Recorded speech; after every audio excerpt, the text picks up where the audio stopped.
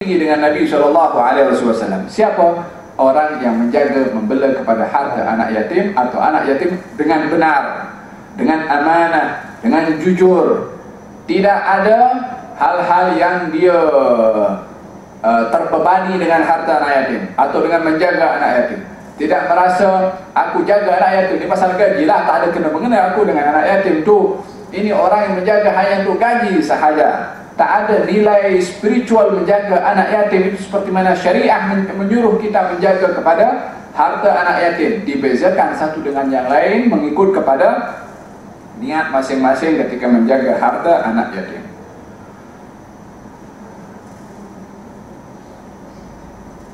Menjaga anak yatim ini adalah satu tugasan yang mulia.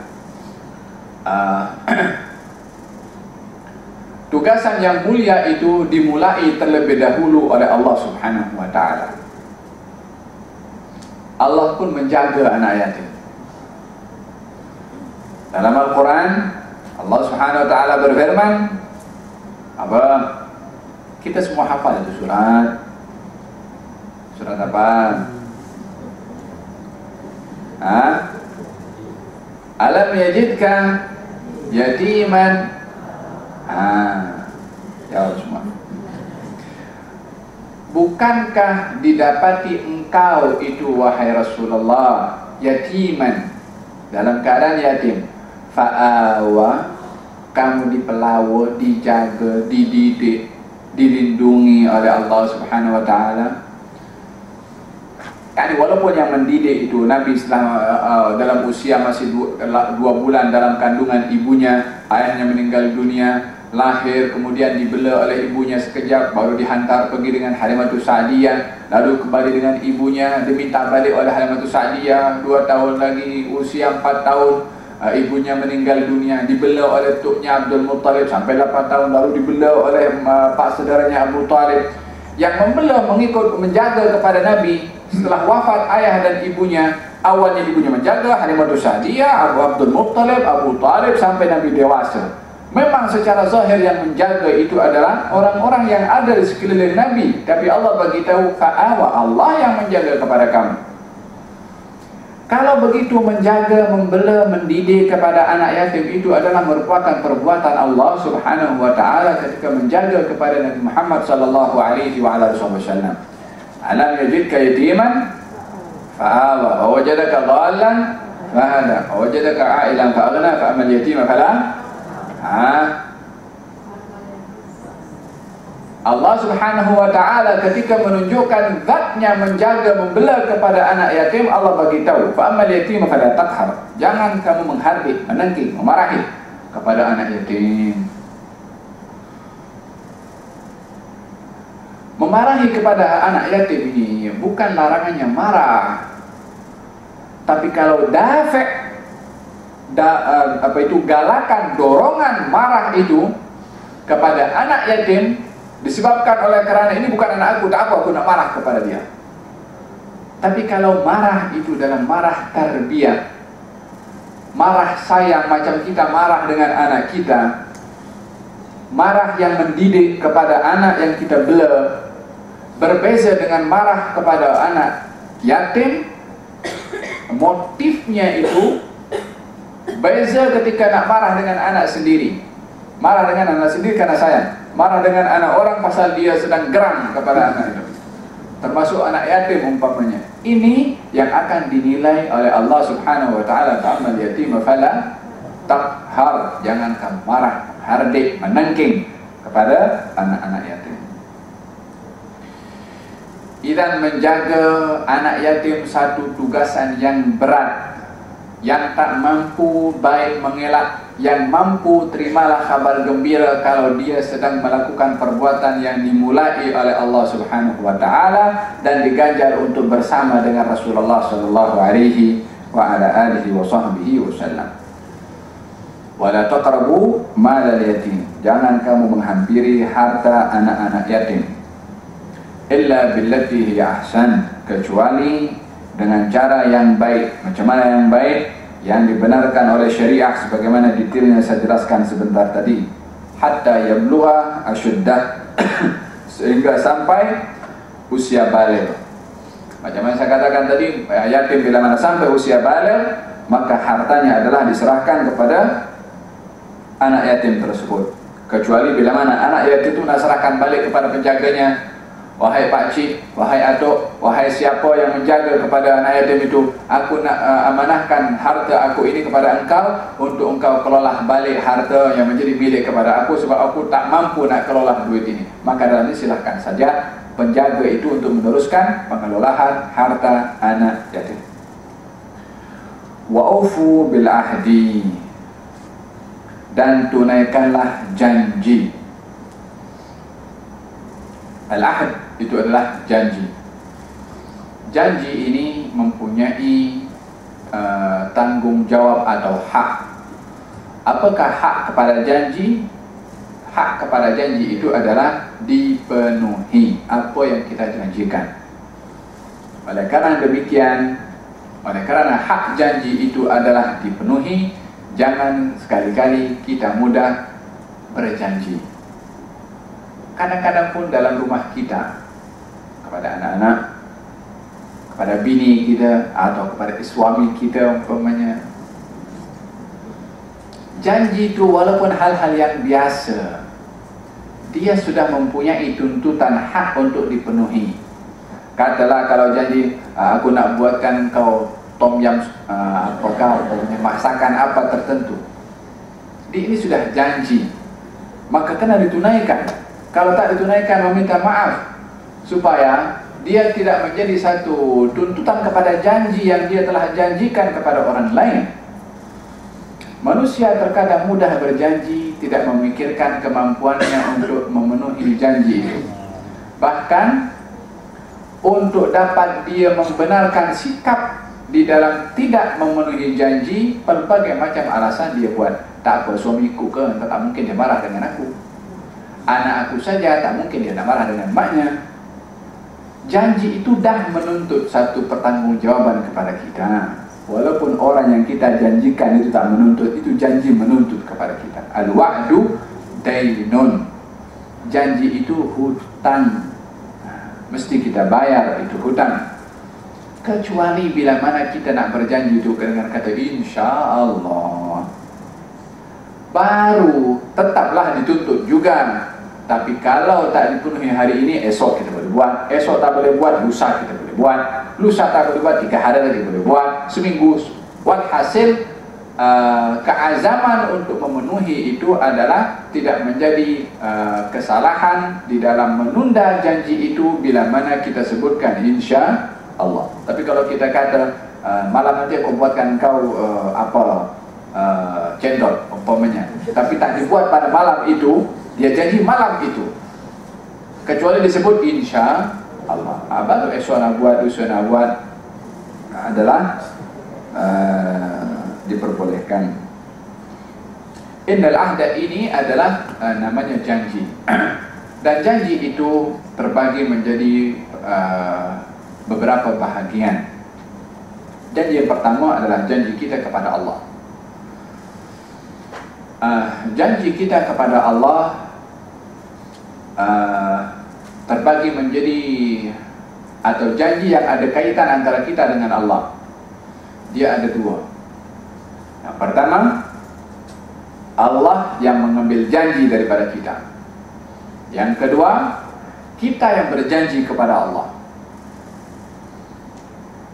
Adapun janji yang Allah dah ambil daripada kita, dan kita pun mengiyakan akan janji tersebut, ada 2. Janji Allah kepada manusia secara am, dan ada janji Allah kepada para rasul secara khas. Janji Allah kepada manusia secara am adalah dalam surat At-Taubah. Allah berfirman, wa id akhadha rabbuka min bani adama zuhurihim dzurriyyatahum wa ashhadahum ala anfusihim alastu bi rabbikum qalu bala syahidna an taqulu yawmal qiyamati inna kunna hadza ghafilin. Dan ketika Tuhanmu wahai Rasulullah mengeluarkan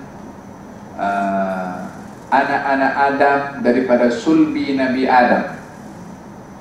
Kemudian diambil janji dan sumpah dari Allah kepada siapa? Seluruh anak-anak Adam. Alastu bi rabbikum, bukankah saya ini adalah Tuhan kamu? Mereka menjawab, bala, ya, kami mengakui kalau engkau ya Allah Tuhan kami.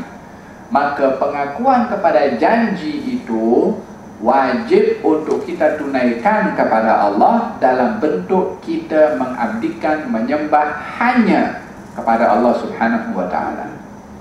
Itu memenuhi janji kepada Allah yang Allah dah ambil daripada kita untuk tidak menyembah kepada selain Allah Subhanahu wa ta'ala.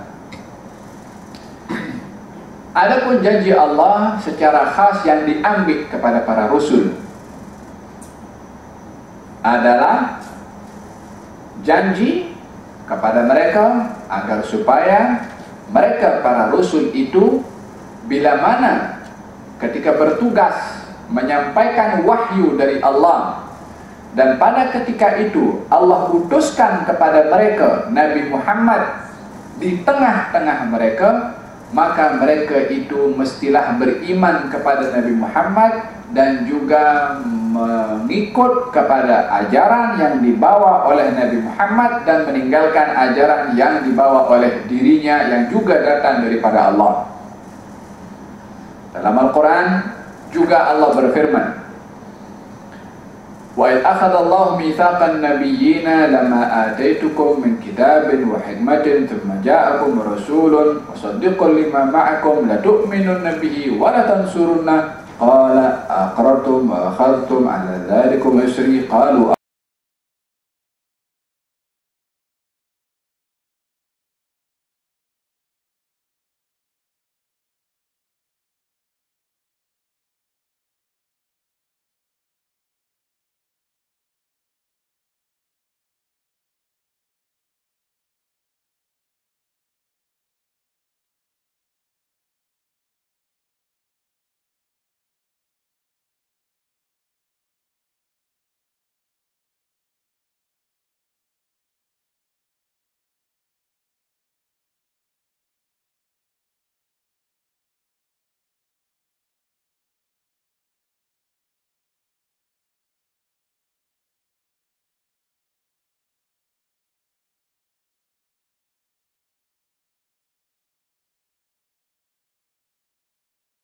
kaum dan bangsa kamu dengan beriman kepada Rasul yang aku utus ini dan kamu mengikut kepada ajaran yang dibawa oleh Nabi Muhammad SAW. Adakah kamu nak mengambil janji sumpah ini? Yakni bila mana contohnya seorang ditugaskan di sebuah kawasan, menjadi penanggung jawab kepada kawasan itu, entah jadi apa saja, gubernur ke apa ke, walhasil menjadi wali di situ. Bila mana yang atasan bagi tahu kalau datang si fulan, serahkan semua pengurusan kepada si fulan yang aku hantar kepada kamu. Kamu bersetuju? Kalau kamu menjadi wali di sebuah tempat, lalu aku hantarkan si fulan ini datang ke tempat kamu, hendaklah kamu serahkan segala urusan kepada si fulan itu. Maka bila mana si fulan yang diamanahkan itu datang ke tempat itu, maka semua pentadbiran diserahkan kepada orang yang disuruh untuk menjadi penanggung jawab. Demikian juga para rasul itu yang bertugas untuk membawa umatnya kepada ajaran yang dibawa olehnya dari Allah Subhanahu wa ta'ala. Bila mana Nabi Muhammad datang di tempat mereka, maka semua itu kena beriman kepada Nabi Muhammad SAW. Itu janji yang diambil oleh Allah khas kepada para rasul. Adakah kamu ambil janji ini, kata Allah? Mereka menjawab, kalau karena ya kami terima ya Allah, untuk beriman kepada Nabi tersebut. Ini janji yang diambil daripada Allah kepada manusia secara am dan manusia secara khusus daripada para rasul. Adapun bahagian daripada janji yang kedua, janji manusia kepada Allah. Nadar, bahagian janji kepada Allah. Sumpah, bahagian janji kita kepada Allah. Seorang bernadar, saya bernadar ya Allah, kalau anak saya sembuh daripada sakit ini, saya akan berpuasa. Ini pun janji kepada Allah. Atau bersumpah, demi Allah, kalau anak saya berjaya dalam exam ini, saya akan sedekah 10.000 ringgit umpamanya. Maka ini adalah sumpah yang wajib untuk ditunaikan sebab dia janji kepada Allah. Apa saja jenis janji kita kepada Allah Subhanahu wa taala adalah janji yang wajib untuk ditunaikan. Baik itu melalui nazar, hukumnya wajib. Baik itu melalui sumpah, hukumnya wajib. Ataupun janji biasa, tanpa nazar, tanpa sumpah. Kalau seseorang, aku esok nak pergi, ya Allah, esok aku nak pergi ziarah kepada mak aku. Dia berjanji kepada siapa? Dia janji kepada Allah Subhanahu wa taala. Dia tak bernazar pun, dia tak bersumpah pun. Esok pagi malaslah nak pergi. Dia beza orang berjanji, ya Allah, aku esok nak pergi rumah mak aku, dengan orang berkata dalam hatinya, nampaknya aku esok berazam nak pergi rumah mak aku. Azam seperti ini dia beza dengan janji. Kalau janji, ya Allah, aku berjanji, berkata kepada Allah, esok aku nak pergi rumah, dia berjanji kepada Allah Subhanahu wa taala. Yang seperti ini adalah hak janji itu ditunaikan. Dia berbeza dengan azam. Azam keinginan untuk menziarahi. Janji, dia melafazkan janji itu baik kepada Allah Subhanahu wa taala ataupun kepada manusia. Salah seorang bernama Anas ibn Nadar, dia pun berjanji kepada Allah Subhanahu wa taala. Dia berkata, ya Allah, kalau engkau izinkan aku ikut bersama dengan Rasulullah dalam peperangan yang akan datang, aku akan tunjuk kepada engkau macam mana aku berperang. Ya, ini nak tunjukkan kekuatan, kegigihan, kesungguhan berperang di jalan Allah Subhanahu wa taala. Siapa yang berkata itu? Anas ibn Nadar. Dia berjanji kepada siapa? Berjanji kepada Allah. Peperangan yang akan datang, dia ikut bersama dengan Nabi SAW.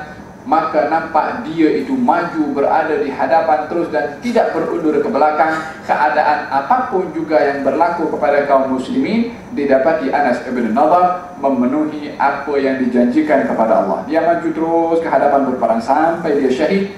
Dikatakan lebih daripada 80 tusukan mengenai kepada bahagian hadapan tubuh Anas ibn Nadar, sampai wajahnya pun tak dikenali sebagai wajah seorang Anas ibn Nadar. Luka semua. Maknanya dia memenuhi kepada janji yang dia janji kepada Allah Subhanahu wa taala. Allah turunkan firman Allah memuji kepada Anas bin Nadar. Sebab apanya? Sebab memenuhi janjinya kepada Allah. Minal mu'minina rijalun sadaqu ma ahadullah alaih. Terdapat segolongan daripada orang-orang yang beriman tu yang memenuhi janji mereka kepada Allah. Siapa yang dimaksudkan? Anas ibn Nadar. Allah turunkan ayat pasal apa? Memenuhi janji kepada Allah Subhanahu wa taala. Innal ahda kana mas'ula.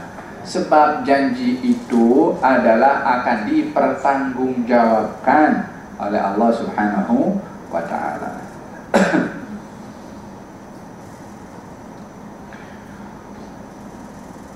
Wa aufu al-kaila idza kiltum. Dan aufu, memenuhi ya, aufu dan penuhilah al-kail, timbangan idza kiltum, bila mana kamu menimbang. Wazinu, dan timbanglah bil qistas mustaqim, dengan timbangan yang lurus. Ini al-kail, kita kalau dalam dalam perniagaan di sini ada berbagai macam jenis timbangan. Ada yang yang satu mangkok itu bukan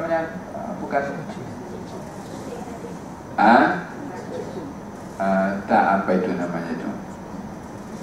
Kalau timbangan tu ada yang timbangan 1 kilogram terus cupak. Wah, cupak. Kepelbagaian di dalam jenis timbangan itu, di sini ada liter, ada kilo, ada cupak, ada macam-macam. Dalam orang-orang Arab dahulu pun ada timbangan al-kail, kemudian ada mizan, timbangan itu yakni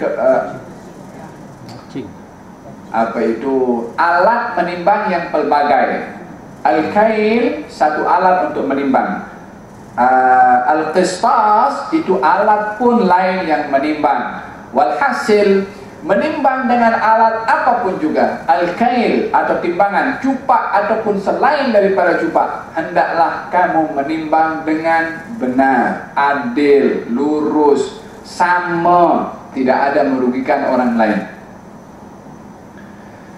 Ini maksud daripada firman Allah Subhanahu wa ta'ala untuk kita memberikan timbangan itu dengan benar. Ada dalam Al-Quran surat namanya surat Al-Mutaffifin. Wailul lil mutaffifin. Celaka kepada orang yang suka menimbang. Yang mana? Alladzina idza kalu, kalau mereka itu menimbang kepada manusia, yastawfun. Wa idza kaluhum aw wazanuhum yukhsirun. Kalau dia sebagai pembeli yang menjual itu menimbang, tambahlah sikit timbangan tu, takkan kamu kedekut sangat aku beli. Bila mana dia beli, minta timbangan yang lebih. Tapi kalau dia menjual, dia tak nak bagi timbangan yang lebih kepada orang. Wa idza kaluhum aw wazanuhum yukhsirun. Kalau dia yang menimbang kepada orang lain yang beli daripada dia, dia merugikan kepada orang lain. Ala yadhunnu ulaika annahum mab'utsun. Tidakkah mereka yang menimbang itu yang merugikan kepada orang lain, walaupun satu buah korma, walaupun hanya satu butir daripada beras atau gandum ataupun apa saja yang dikurangkan, ala yadhunnu, tidakkah orang yang melakukan perbuatan demikian mab'utsun akan dibangkitkan oleh Allah Subhanahu wa ta'ala di hari kiamat dan akan dipertanggungjawabkan walaupun hanya satu buah korma ataupun apapun jenis timbangan yang ditimbang dan merugikan kepada orang lain. Ittaqun nara walau bisyiqqi tamrah. Takutlah kamu kepada api neraka walaupun dengan sepotong atau separuh daripada buah korma, yakni tidak zalim kepada orang lain walaupun separuh daripada buah korma. Dan apa sajalah, tak mesti korma saja, apa saja jenis timbangan dan apa saja jenis jual beli. Dzalika khairu wa ahsanu ta'wila, yang demikian itu adalah baik, yakni menimbang dengan baik, adil dan memberikan hak kepada orang lain adalah khairun, perkara yang baik, wa ahsanu ta'wila, dan mendatangkan ganjaran di masa akan datang dengan ganjaran yang baik.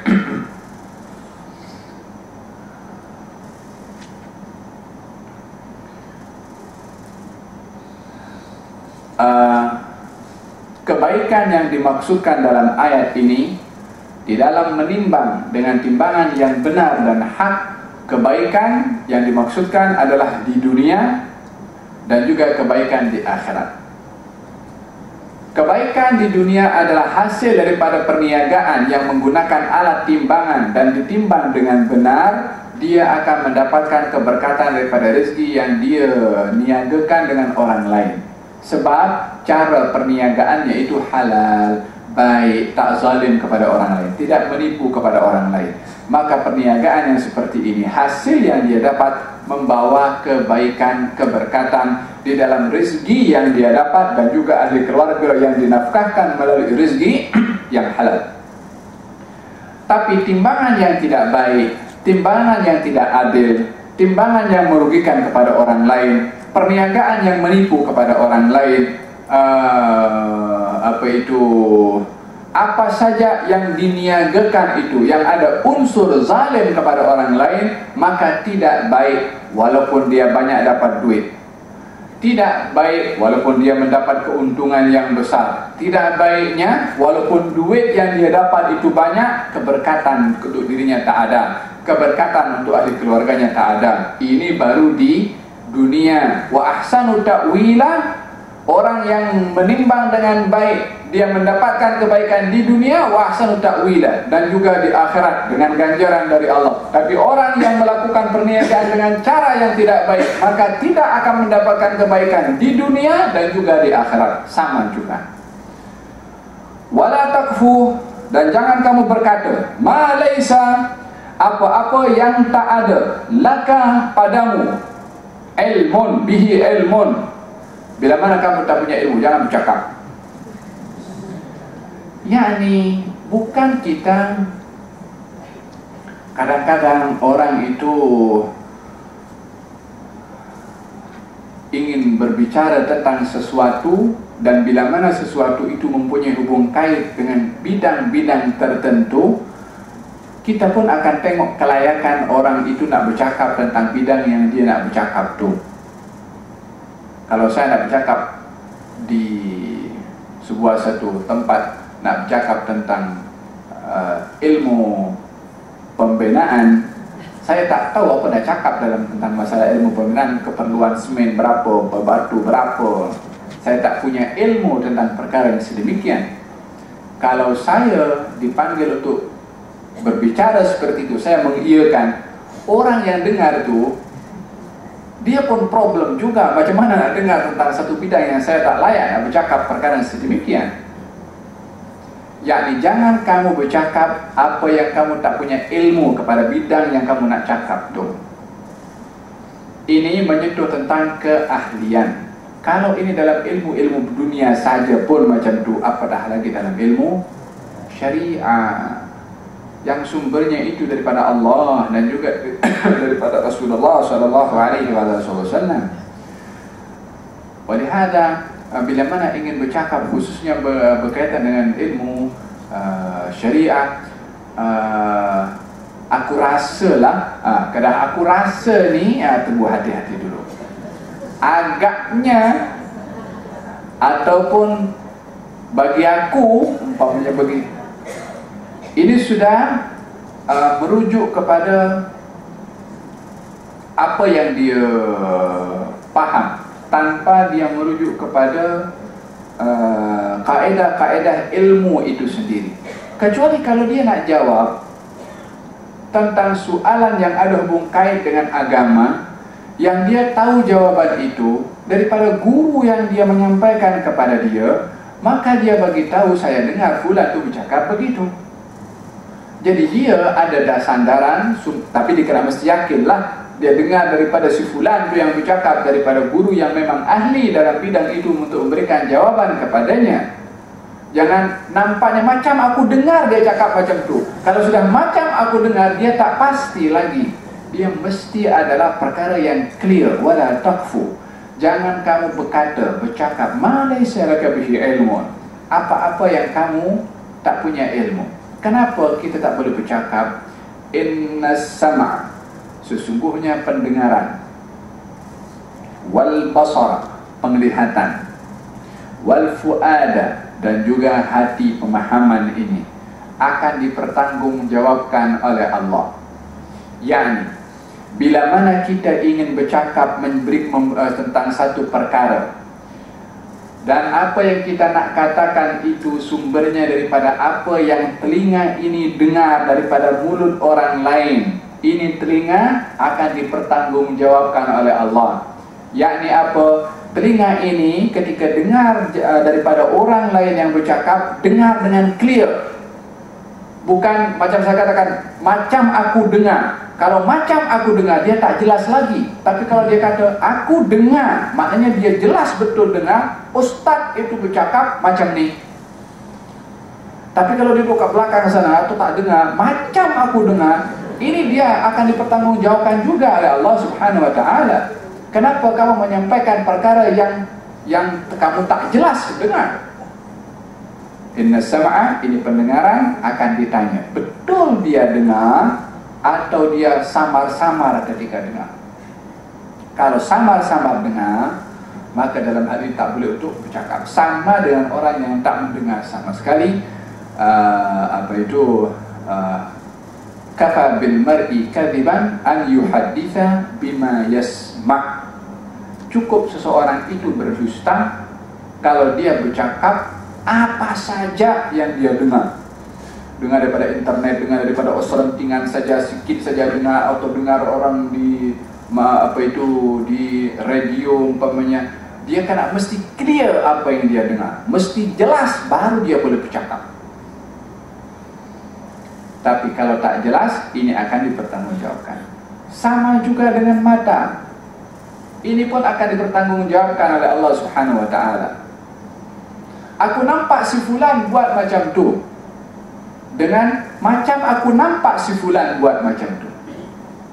Ini mata menjadi satu sumber bukti ilmu dengan apa yang dia nampak. Mata pun akan dipertanggungjawabkan oleh Allah Subhanahu wa ta'ala. Kalau seseorang nampak dengan matanya, si fulan itu mengatakan boleh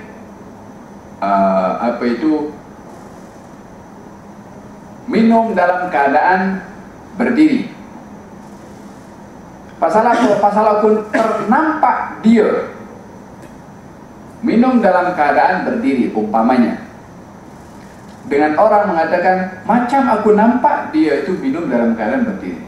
Kalau macam aku nampak, maknanya tak jelas apa dia nampak. Mungkin dia dalam keadaan berdiri itu minum, atau dalam berdiri hanya pegang gelas saja. So macam nampak tu tak jelas, tak boleh menjadi rujukan kepada ilmu.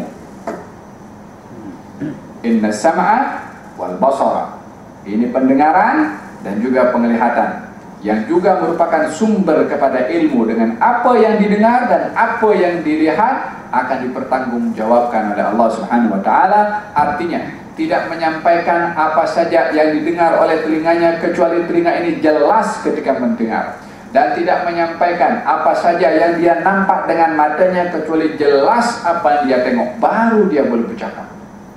Inna sam'a wal basara wal fuada, dan juga hati. Kullu ulaika kana anhu mas'ula. Kan kata baginda Rasulullah sallallahu alaihi wasallam, iyyakum wadh-dhann fa inna dhanna akdzabul hadits. Berkaitan dengan hati ini, kalau tadi pendengaran sudah, mata sudah, hati macam mana? Kalau ilmu yang akan disampaikan itu berdasarkan dengan prasangka, kata baginda Rasulullah, fa inna dhanna akdzabul hadits, itu prasangka adalah merupakan pembicaraan yang paling dusta. Sebab dia tak berdiri di atas satu foundation yang kuat, namanya saja sangkaan, dia ngawang saja berada di tengah-tengah situ. Fa inna dhanna akdzabul hadits. Lalu bagaimana kalau nak bercakap? Mesti pastikan apa yang dia faham memang benar, tapi bukan aku sangka, I think, atau dia kata kalau menurut aku. Dia kena mesti ada dasar, khususnya bila mana berkaitan dengan masalah-masalah yang berkaitan dengan syariah. Kenapa Allah larang kita berbicara tanpa ada dasar ilmu? Disebabkan pendengaran yang merupakan wasilah untuk mendapatkan ilmu, penglihatan yang menjadi sebab wasilah untuk mendapatkan ilmu, hati yang menjadi sebab untuk memahami kepada ilmu akan dipertanggungjawabkan. Yani tidak bercakap melalui pendengaran kecuali betul-betul dia dengar, tidak bercakap melalui penglihatan kecuali dia betul-betul melihat, dan tidak bercakap melalui pemahaman kecuali betul-betul dia faham, tidak berdasarkan dengan samar-samar pada pendengaran, tidak berdasarkan dengan kesamaran ketika dalam penglihatan, dan tidak berdasarkan kepada prasangka di dalam hati yang kita pahami tentang beberapa perkara. Mesti tak ada samar kepada tiga anggota tersebut. Kullu ulaika kana anhu mas'ula. Sebab tiga anggota ini yang merupakan sumber wasilah untuk mendapatkan ilmu akan dipertanggungjawabkan oleh Allah Subhanahu wa ta'ala.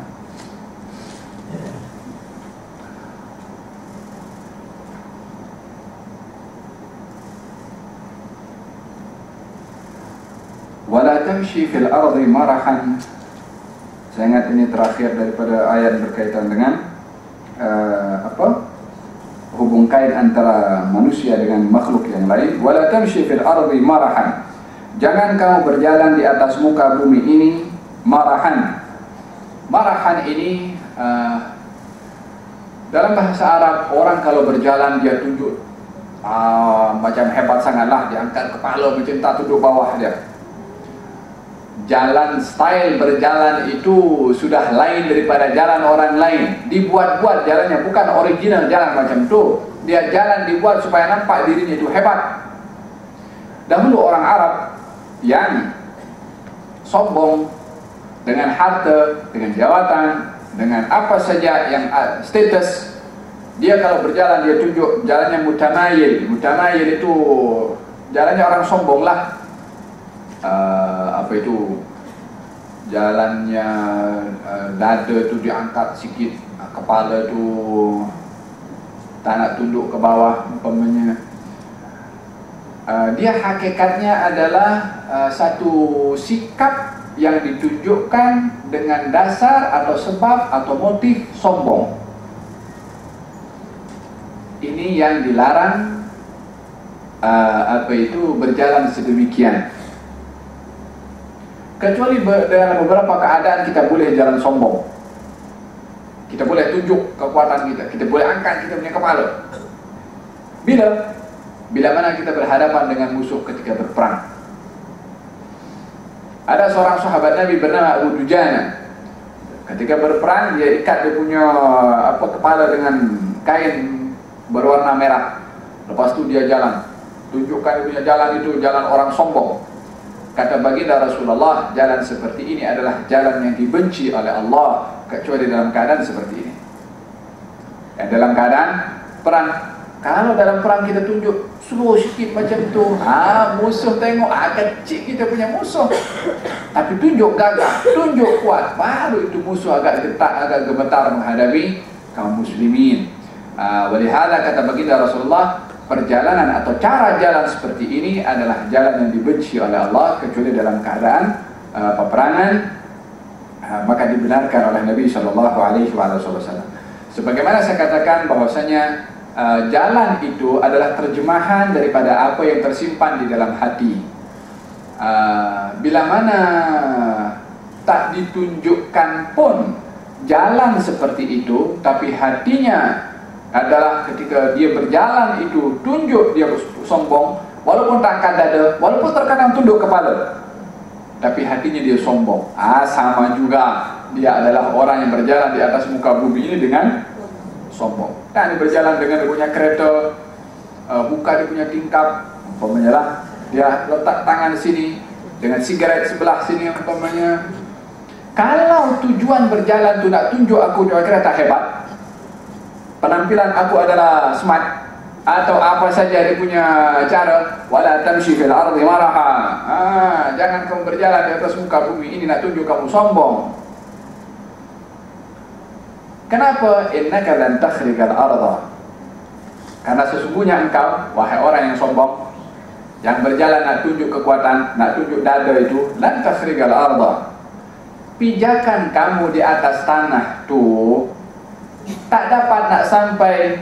Tahu tanah itu kalau dipijak dengan kita punya kaki, adakah akan kaki kita masuk dalam situ karena kehebatan kita? Tak berubah pun. Tanah macam itu juga, dia orang sombong, kuat, lemah, perjalanannya pun sama di atas tanah, takkan berubah apapun itu tanah. Maknanya kita terlalu lemah untuk sombong di atas muka bumi ini. Pijakan kaki kita tak boleh menembusi bumi, nak sombong dengan apa? Innaka lan takhriqal arda. Kamu nak tunjuk kekuatan, nak tunjuk sombong, pijakan kamu pun tak boleh menembusi bumi. Walan tablughal jibala tula. Tinggi kamu pun itu yang macam itulah, tak boleh nak kamu nak meninggikan, kamu melebihi daripada tinggi gunung yang begitu tinggi itu. Nak sombong macam kecil kamu dibandingkan gunung, nak sombong pasal apa? Faham tu? Macam semut nak sombong dengan gajah. Dia semut. Innaka lan takhriqal arda wa lan tablughal jibala tula. Maknanya kamu ini manusia lemah, kecil, dhaif. Nak sombong pasal apa? Ada satu peristiwa seorang raja, dia jalan dengan dia punya pengawal. Lepas tu dikawal lah, pengawal yang ada di hadapan tu kasih jalan itu clear. Yang orang berjalan di tepi itu, kenapa pergi tepi situ? Ada orang tua dia berjalan. Di tepi dah. Kata pengawal tu, wahai orang tua, pergi tepi sana. Sesungguhnya ada raja nak lalu. Kata orang tua tu, jalan dah luas dah. Dia nak lalu dengan dia punya berapa pun masih cukup lagi. Kata pengawal itu, ini raja. Saya tahu betul siapa dia. Kata orang tua itu. Raja ketika dengar, tanya kepada orang tua itu, kamu tahu tentang aku dengan sebenar-benar? Dia kata, ya, aku tahu dengan sebenar-benarnya. Siapa aku? Kata raja. Kata orang tua itu bagi tahu, anta awwaluka nutfatun qadirah wa akhiruka jifatun qadirah wa bainahuma tahmilul adirah. Kamu itu awalnya daripada air mani yang kotor, yakni kemudian penghujung kamu itu adalah bangkai yang jijik, yang busuk. Di antara kamu nak daripada air mani itu sampai menjadi bangkai yang mati, kamu membawa, maaf cakap, najis pergi kemana-mana. Bukankah itu realiti manusia? Kita daripada air mani, hujung kita pun akan menjadi bangkai masuk dalam kubur. Kita kemana-mana, maaf cakap, tahu sendirilah. Nak sombong dengan apa? Dengan asal usul kita daripada perkara yang hina, daripada penghujung kita akan kembali kepada tanah menjadi bangkai. Di masa hidup kita, kita kemana-mana menjadi membawa kita punya kotoran. Sakit perut sikit masuk dalam tandas. Lemah manusia. Nak sombong pasal apa? Man arafa nafsahu faqad arafa rabbah. Kalau dia tahu siapa dirinya itu, dia tak malu nak terlintas sombong dalam hatinya pun malu. Sebab yang sombong itu orang yang tak tahu diri, baru dia sombong. Jadi menghadapi orang sombong itu macam mana? Kesian, dia tak kenal kepada dirinya. Kalau dia kenal, dia akan sombong. Macam mana nak buat dengan orang tak kenal diri? Kalau dia tak kenal dirinya, buat apa kita nak kenal dengan orang tu? Dia sudah diduga tak kenal kepada dirinya, pejam mata saja tak payah kita nak risau pasal orang macam tu. Faham tu? Wala tamshi fil ardi maraha. Jangan kamu berjalan di atas muka bumi ini adalah dengan sombong. Walaupun hakikatnya adalah berjalan, itu yang dimaksudkan adalah perjalanan dengan kaki, tamshi ya. Tapi motifnya itu adalah sebab kesombongan perjalanan di atas muka bumi ini, khususnya bila mana berjalan dengan begitu hebat, nak tunjuk dia punya kehebatan, ataupun perjalanan dengan cara yang lain, dengan keretanya, dengan motosikalnya, dengan apa saja, tujuannya atau motifnya itu sombong. Innaka lan takhriqal arda wa lan tablughal jibala tula, kullu dzalika, kesemua itu,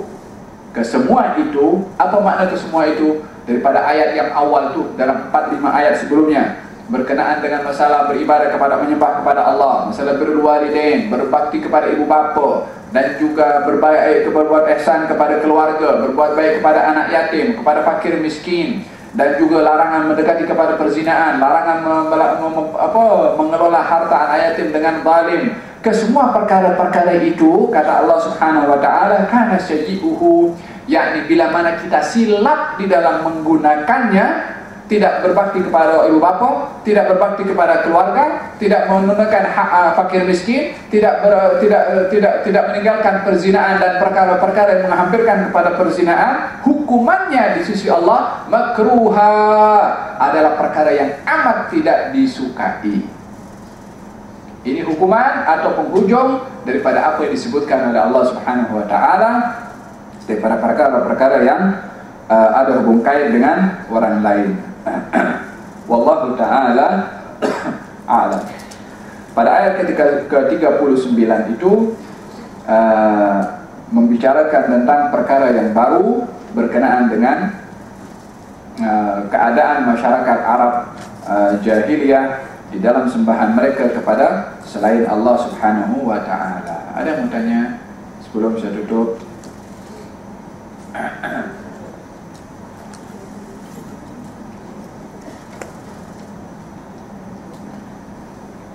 Oke, kalau ta'ala insyaAllah